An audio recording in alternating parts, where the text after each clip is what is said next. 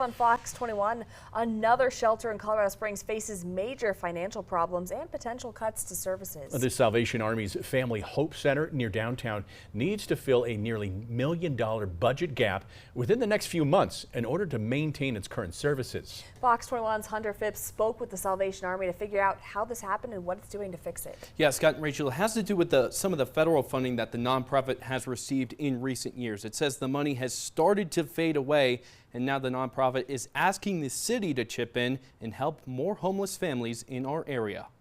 It's the only place in El Paso County where families can come and be sheltered from homeless situations. Along Sierra Madre Street in Colorado Springs sits a shelter providing space for those in need, like Madeline Gronquist, who just had identical twins to make a family of 6 and is living at the Family Hope Center right now. She chose not to show her face on camera, but still wanted to share how the shelter helped her. They give you resources for like housing, food resources, clothing resources, anything that we really need. But as her kids play inside, the shelter she relies on for housing faces a major budget problem. Our shortfall is $800,000 to $1 million, and that's right where we're at right now. Stephen Ball from the Salvation Army tells me the shelter usually has around $1.5 million budget, but rising costs from expanding services in recent years is causing the deficit. Funding that came in the last 5 years, government support funding and so forth, kind of made up some of the shortfalls, and then it started to dwindle away. 60% of the shelter's funding comes from gifts and donations, with grants supporting the rest. It's why Salvation Army is going to city leaders to ask for help. We've been in talks with the mayor for a couple of months now.